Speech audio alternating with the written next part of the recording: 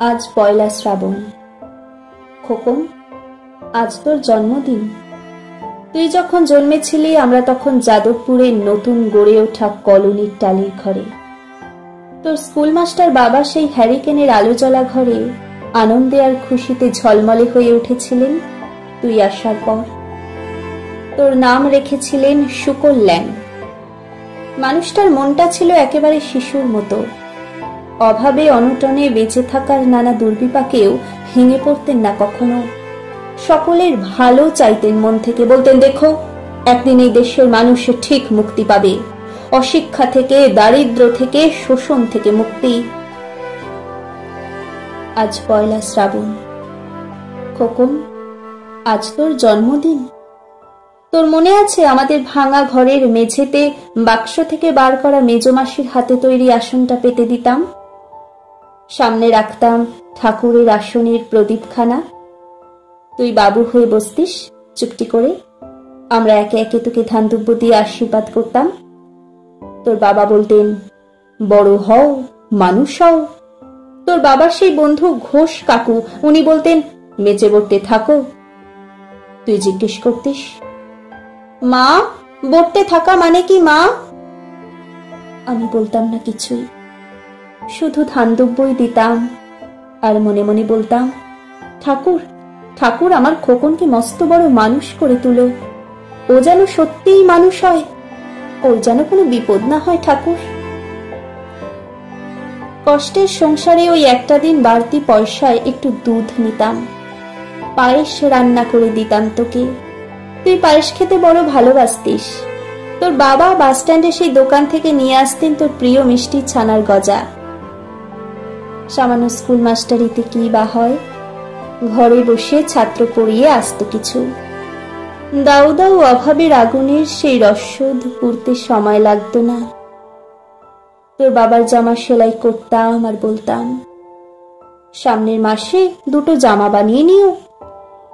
উনি বলতেন খোকন বড় হচ্ছে, ভাবছি সামনের মাস থেকে আধশের বাড়তি দুধ নেব, দুধে শক্তি বাড়ে, বুদ্ধি বাড়ে। শক্তি আর বুদ্ধি না বাড়লে তোমার খোকন মস্ত বড় মানুষ হবে কি করে? ভাবছি আরো দুটো টিউশনি নেব। ছাত্র পড়িয়ে পড়িয়ে মানুষটা দিনের শেষে একেবারে ক্লান্ত হয়ে যেতেন। রাতের অন্ধকারে তখন উঠোনের ধার ঘেঁষে জোনাকির ব্যস্ততা, আর ঘরে তোর পরামুখস্থ করার একটানা সুর আমাদের কলোনির ভাঙাচোরা ঘরটাকে একেবারে জীবন্ত করে তুলত।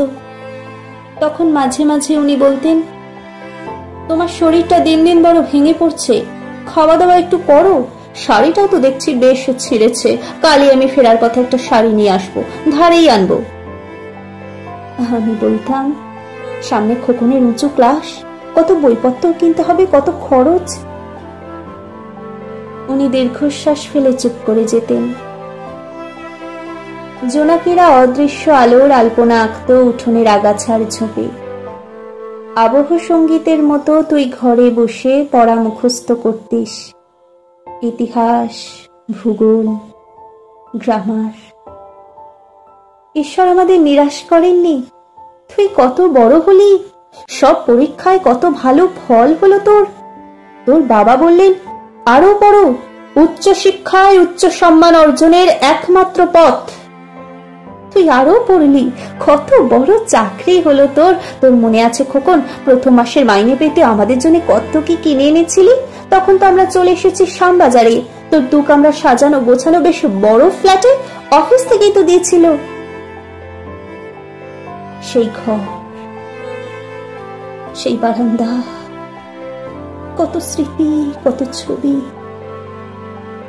সেই বাড়িতেই তো, সেই বাড়িতেই আশ্বিনের এক ঝোড়ো বিকেলে তোর বাবা যেদিন চলে গেলেন, তুই বাবার বুকের উপরে পড়ে কাঁদছিলি হাপুস নয়নে। আর সদ্য স্বামী হারা আমি সেদিন তোর সেই অসহায় মুখ দেখে আরো ভেঙে পড়েছিলাম। তোকে বুকে টেনে নিয়েছিলাম ছোটবেলার মতো, বলেছিলাম কাঁদিস না খোকন, আমি তো আছি। আজ পয়লা শ্রাবণ। কলকাতা থেকে অনেক দূরে মফস্বলের এক বৃদ্ধাশ্রমে আমি একেবারে একা খোকন। তোকে বড্ড দেখতে ইচ্ছে করছে রে, তোকে, বৌমাকে আর ছোট্ট বিল্টুকে। তোরা নিশ্চয়ই এখন সল্ট লেকের মার্বেল বসানো সেই ছকছকে ফ্ল্যাটে। তোর বাড়িতে নিশ্চয়ই আজ খুব বড় পার্টি হচ্ছে, তাই না রে খোকন? অনেক লোকজন, হইচই, খাওয়া দাওয়া। খুব ভালো, খুব ভালো। আমার মনে পড়ছে যাদবপুরে ভাঙা ঘরে রাত্রিরে তুই আমার পাশে শুয়ে মাঝে মাঝে হঠাৎ খুব ভয় পেয়ে জড়িয়ে ধরতিস আমাকে। আমি বলতাম, ভয় কি রে খোকন, যার মা থাকে তাকে কি ভূতে ধরে? তুই নিশ্চিন্ত হয়ে ঘুমিয়ে পড়তিস আমার বুক জুড়ে। তোর আধুনিক সংসারে এই বুড়িটার একটু ঠাঁই হলো না রে। প্রতিমাও তো মা, ওরও তো আছে আমার এই খোকনের মতো কোলালো করা চাঁদের টুকরো। কিন্তু সময়ের কি আশ্চর্য পরিবর্তন!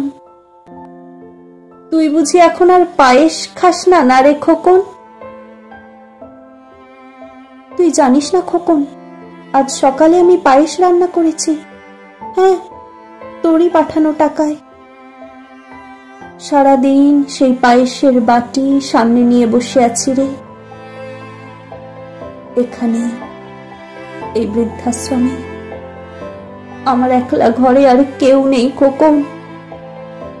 তুই একবার আসবি খোকন, একবার, শুধু একবার।